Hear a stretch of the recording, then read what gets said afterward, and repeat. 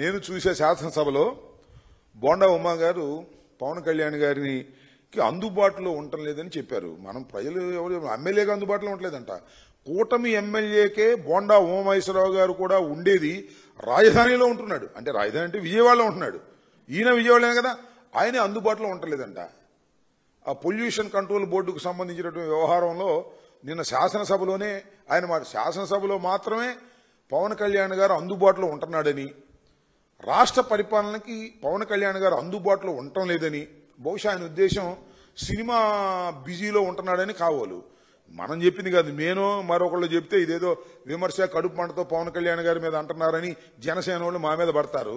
ఇవాళ బోండా ఉమ్మగారే చెప్పాడు పవన్ కళ్యాణ్ గారు అందుబాటులో ఉండటం లేదు అని. దీనికి ఏం సమాధానం చెప్తారో వాళ్ళని చెప్పమనండి.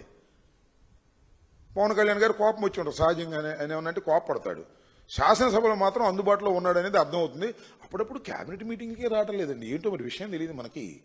అది బోండా ఉమా గారికి తెలియాలి, లేకపోతే లోకేష్ గారికి తెలియాలి. అప్పుడప్పుడు క్యాబినెట్ మీటింగ్లకి ఆయన అటెండ్ కావడం లేదు. మరి ఏమిటో విషయాలు, మరి అంతర్గతంగా ఏం జరుగుతుందో మాకు తెలియదు. బోండా ఉమా గారే చెప్పాడు పవన్ కళ్యాణ్ గారు రాష్ట్ర ఉప ముఖ్యమంత్రి గారు అందుబాటులో ఉండటం లేదు అని. దీన్ని ఏ విధంగా తీసుకుంటారో తీసుకోండి, నాకు తెలియదు.